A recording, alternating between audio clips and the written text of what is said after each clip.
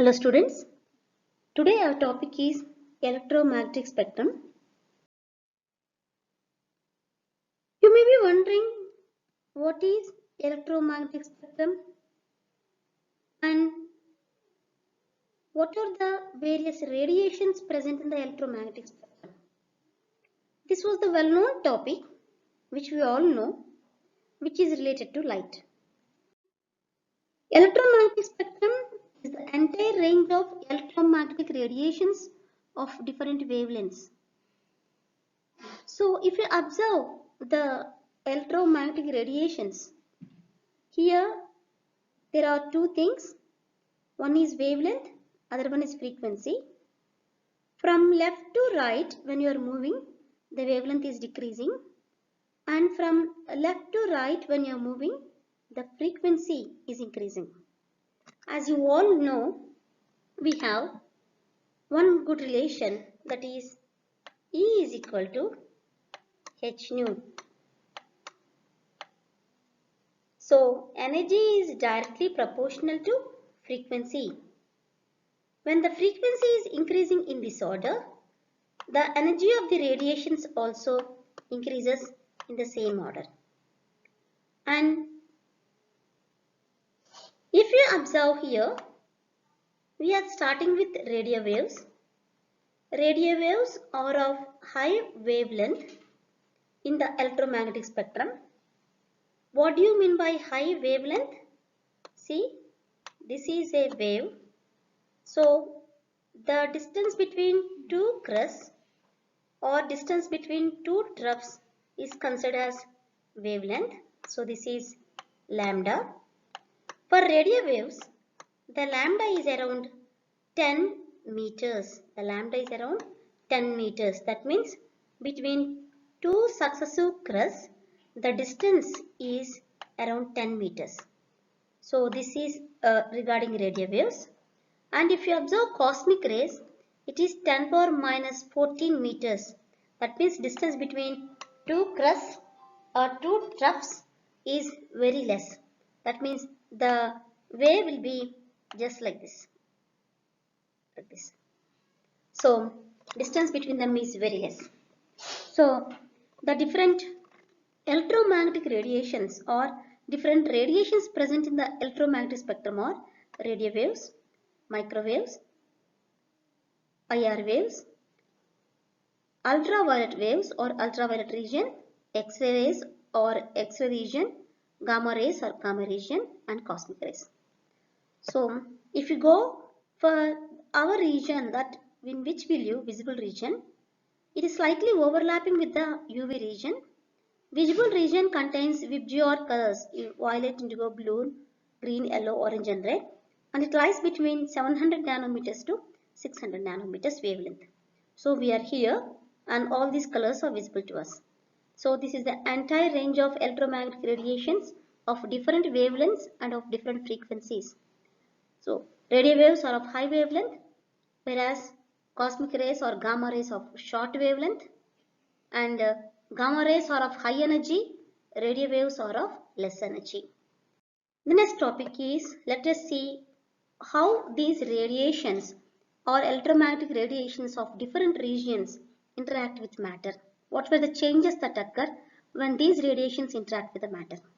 You can observe from this slide, the gamma rays are of frequency 10 power 18 to 10 power 20 Hz, and radio waves are of frequency 10 power 6 to 10 power 10. Again, I am just showing you the energy of gamma rays of high frequency, so high energy, whereas of radio waves 0.07 to 10 joules per mole. It is in kilojoules. You go up and down, it is in joules. As the frequency decreases, energy is decreasing. As the frequency is increasing, energy is increasing, which is inverse proportional to the wavelength. So if you observe radio waves 10 meters to 1 centimeters wavelength, as I showed you in the earlier slide, and its gamma rays are of very short wavelength, 100 picometers to 1 picometer. To summarize, short wavelength, high energy, long wavelength, low energy. High frequency, high energy, low frequency, low energy. So what happens when these gamma radiations interact with matter? What type of spectroscopy we will go through all these way there in the slide. If it is an interaction of matter with gamma rays, it's Mossberg spectroscopy. If it is with X-rays, it is X-ray spectroscopy. If you are dealing with the interaction of UV rays with the matter, it is electronic spectroscopy or UV visible spectroscopy. If you are dealing with the IR waves, it is vibration spectroscopy. If you are dealing with microwaves, we study about microwave spectroscopy or rotational spectroscopy. And all the radio wave regions, there occurs change in nucleus and electron spin. So it is nuclear magnetic spin or electron spin spectroscopy. So we will just go through what were the interactions that occur. Radio wave region, this region having long wavelength but very less frequency, so very less energy. So the energy of radio waves neither can rotate a molecule or vibrate a molecule.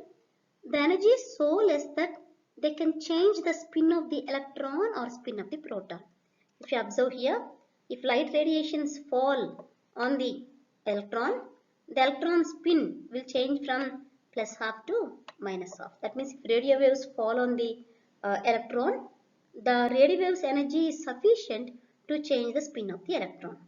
At the same time, if radio waves fall on the nucleus, the radiation's energy is sufficient to change the spin of the nucleus from plus half to minus half. So this is about radio wave region. The mechanism that occurs in radio wave is change in spin of the electron or change in spin of the nucleus. If there is change in spin of the nucleus, though all these are studied under NMR spectroscopy, nuclear magnetic resonance spectroscopy, and if there is change in spin of the electron, it is electron spin spectroscopy.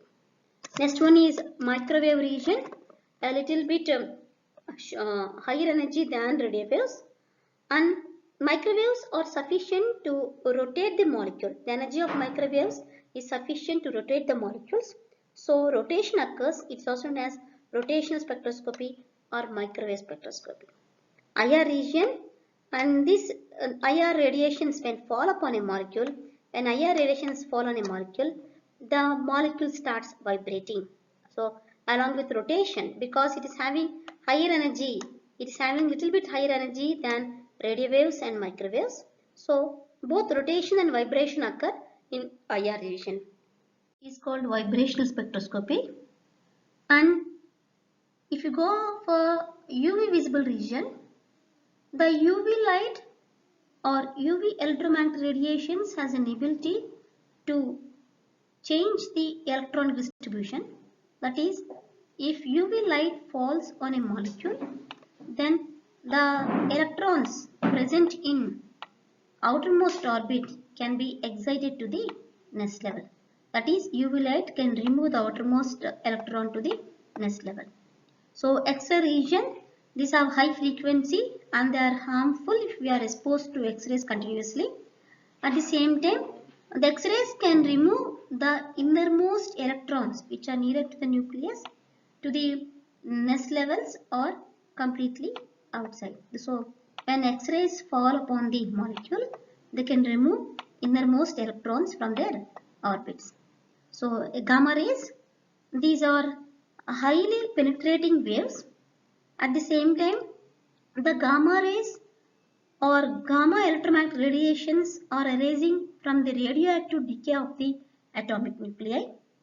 These are of shortest wavelength and imparts highest photon energy. At the same time, the gamma rays are also harmful for the human beings. They cause mutations in the DNA and they can also damage bone marrow and internal organs. Generally, nuclear rearrangement occurs if gamma rays falls upon any matter.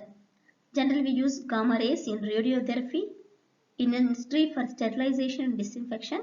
Generally, we use gamma rays in nuclear industry. And if you summarize all the all the electromagnetic radiations which are present in the spectrum, the radio waves causes change in the spin of the electrons. The radio waves causes change in spin of the electrons or protons. The microwave region, its energy is sufficient to change the orientation of the molecule. IR region, its energy is sufficient to change the configuration of the molecule. And UV visible region and X-ray region, they change the electronic distribution. At the same time, gamma rays, which are highly penetrating rays, they help in changing of nuclear configuration also. So all these regions constitute electromagnetic spectrum. If you go for the different types of spectroscopic studies, there are two types. One is atomic spectroscopy, which is study of interaction of radiations of different wavelengths with atoms. So they help in structure of the atoms. Generally in atomic spectroscopy, we see only line spectra. In molecular spectroscopy, it is also a study of interaction of radiations of different wavelengths with molecules, but we observe band spectra. So we'll continue to molecular spectroscopy. Now we will discuss different types of molecular energies. There are four different types of molecular energies. One is translation energy. It is because of linear motion of the molecules. It is of very small and so it cannot be quantized. Rotation energy. It is due to the rotation of molecule about an axis perpendicular to the internuclear axis. That is an axis which is passing through the bond length. So rotation energy can be quantized. A molecule also has vibrational energy. Due to and fro motion of the nucleus of the molecule without allowing any change in the center of gravity, vibration occurs. The energy which is associated with these vibrations is called vibration energy. We have different types of vibrations like bending vibrations, symmetric stretching, and both the atoms which are present on either side of this are equally stretched. Symmetric stretching, this is asymmetric stretching. So this is vibration energy. Electronic energy is due to the absorption of energy, and as a result the electron is capable of jumping from ground state to excited state. For example, if a molecule is in the ground state, if you pass energy, light energy like h nu, then the molecule will absorb this energy and it will jump to next higher energy state. So for this is called electronic energy, the energy that is required for excitation. So there are four different types of energies: rotation energy, translation energy, vibration energy, and electronic energy associated with the molecule. Born-Oppenheimer was a scientist who gave this approximation, Born-Oppenheimer approximation. So all that E total of the energy is sum of the translational, electronic, vibrational, rotational. Since translation energy cannot be quantized, we have removed this, and this is an approximation, and the order of energies is electronic is greater than, vibration is greater than, rotation is greater than translational. So when the energy is absorbed, the molecule undergoes, it may undergo rotation, or it may undergo vibration, or it may undergo electronic transition. The picture clearly shows different energy levels present in the molecule. So as we all know now, different types of energies in a molecule. Molecule is associated with electronic energy and it is depicted as electronic energy levels. So here you have written ES1 and S2. So our general terminology, it can be E1 and E2 also. So electronic energy levels. Electronic energy is greater than vibration energy and vibration energy is greater than rotation energy. Therefore, the gap between two electronic energy levels is greater. In between two electronic energy levels, we have infinite number of vibration energy levels. So these are the vibration energy levels. And in between two vibration energy levels, we have infinite number of rotational energy levels, which are associated with rotational energy. So all the three forms of energies are quantized.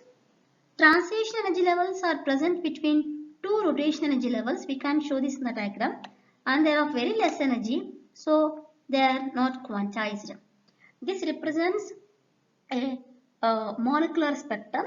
For example, if a molecule is present in the ground state and if you pass light radiation on the molecule will absorb light and it will be shifted from ground state to any excited level. So let it be the first excited state. when the molecule is shifting from ground state to excited state, number of changes occurs in the vibration energy levels and rotation energy levels. That is the reason why you will get a band spectrum like this. You will get a band spectrum like this. So it's not for atomic energy it is a line spectrum, but here you will get a band spectrum. So because of the change in many energy states. So to summarize, we have gone through electromagnetic spectrum, and electromagnetic spectrum is nothing but entire range of electromagnetic radiations. We have different types of radiations from radio waves to gamma waves.